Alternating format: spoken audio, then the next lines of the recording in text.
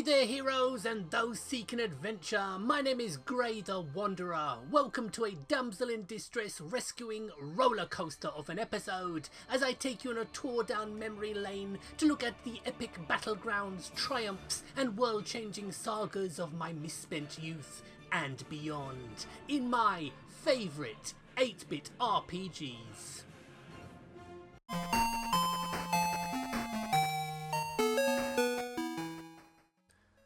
You know, a worrying realisation hit me when compiling the list of games for this video, and that's the very sobering fact that I'm old enough to remember when most of these games were fresh-faced new releases, not the arcane relics of the video game industry's dark ages that they're thought of today.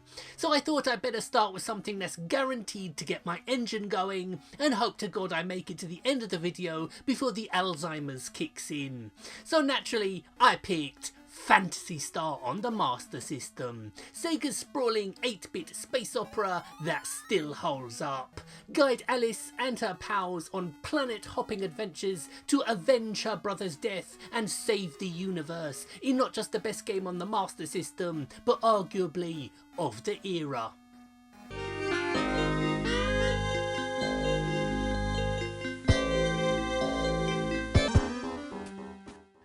Lagrange Point by Konami is what we in the video game reviewing trade here on YouTube refer to as a farmer game, in that it's one that's outstanding in its field. A pretty obscure title in the West until fan translations started appearing in the 2010s, allowing the growing RPG fanbase outside Japan the chance to experience its sci-fi themed splendour. A great game that you need to play.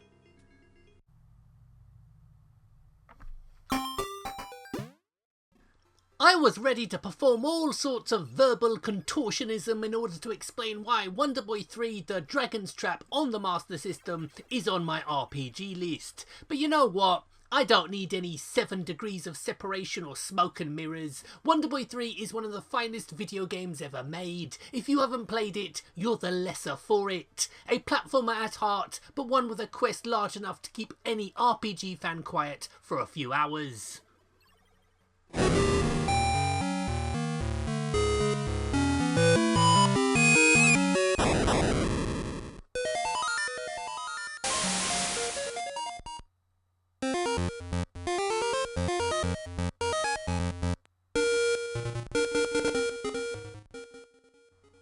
As someone who grew up with a Master System, I missed out on games like Mega Man, Castlevania and the first couple of Zelda games. My first experience with the pointy-eared pipsqueak of a protagonist would be with Link to the Past on the Super Nintendo, which I still rate highly by the way. But Link's Awakening on Game Boy more than made up for not playing the originals, for as 8-bit Zelda games go, it may be the best of the bunch.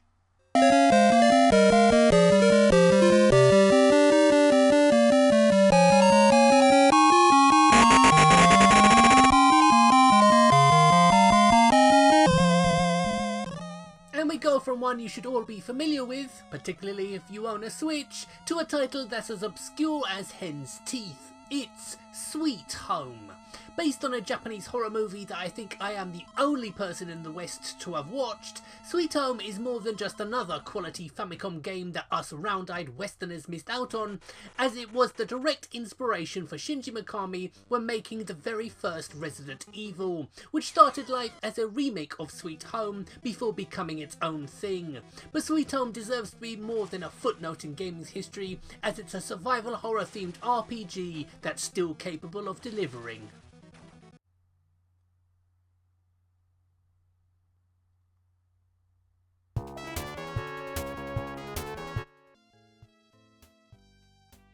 The Master System has long struggled to shake off the stigma of being a poor man's Nintendo and a flop, particularly in the land of the free. But when not compared to the NES and judged by its own merits, you'll find not only a capable machine, but one with a larger and more varied game library than you'd always thought. This is Spellcaster, a standout epic in scale adventure game that's long overdue a re-evaluation.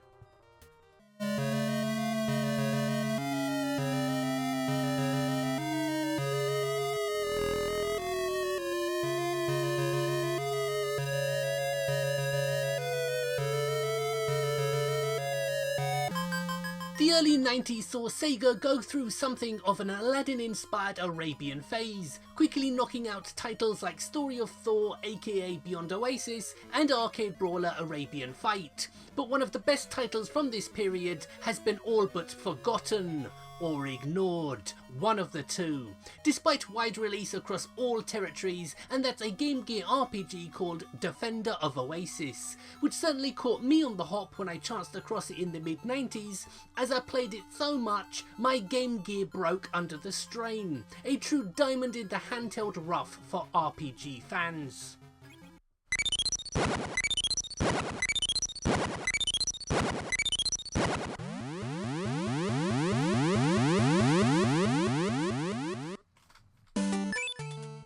If there was an enemy that all RPG fans have had to cross swords with more than once, it would be with Baron von Cliché. And while samey plots and characters still inhabit many newer games, it was much more pronounced in the 8-bit days. Chaos World was one of the earliest games to try new ideas, such as the day-night cycle and having multiple classes to choose from, which would be perfected by later titles. But while you'll have seen everything before when playing this, it is still a rock-solid adventure.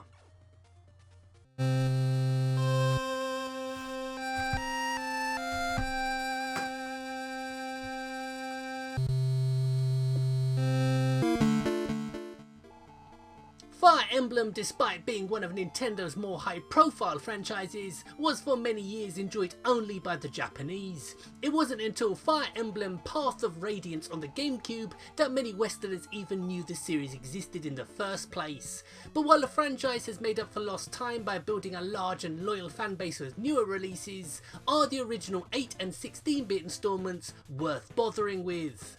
Do Catholics shit in the woods? Of course they are. They may look puny graphics wise, but they all share the same grand adventure DNA that's kept the series going strong for nearly 30 years.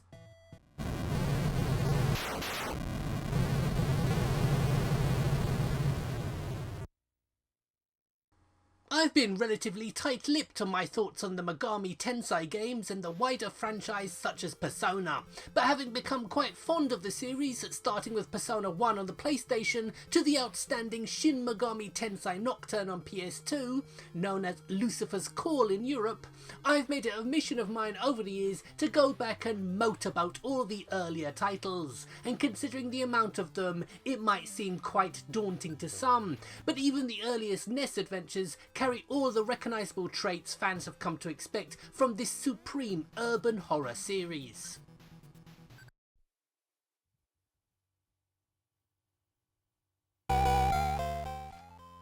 A lot of the games I've looked at today have been titles that either aren't very import friendly or have never risen above cult appeal. Well, let's swing the pendulum in the other direction and look at an as mainstream as it gets Hollywood film tie-in from Capcom.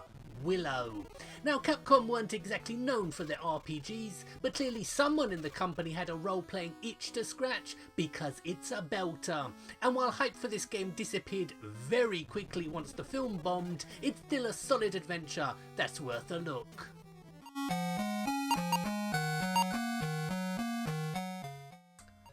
We began this video within the warm embrace of one of my favourite games, Phantasy Star, so I thought it fitting to wrap up this video with a look in on one of the two original Game Gear adaptations that both looked to try to tinker with the perfect as it was gameplay. Phantasy Star Adventure, the better of the two it has to be said, is a cracking little chip off the old block with a charming identity of its own. The Game Gear installments of Shining Force, however, would later get ported to the Mega CD, but as usual, Phantasy Star fans can go hang as far as Sega are concerned, so emulation and fan translations are your best course of action to enjoy this one. And trust me, you will. Well, there we have it folks, a quick rundown of some of the 8-bit RPGs that have kept my idle hands busy over the years. And while some may ask, why bother playing old RPGs, the answer's really quite simple. Without knowing the key events of the past, you're destined to make the same mistakes in the future. And with those words of wisdom, I'd close this chapter. And if you enjoyed this video and would like to see a part 2 to this, or maybe me making the step up to the 32-bit era, a particular favourite of mine for RPGs, let me know in the comments. So that's it for now, please like, share and subscribe, and until the next time, thank you very much for watching, and goodbye.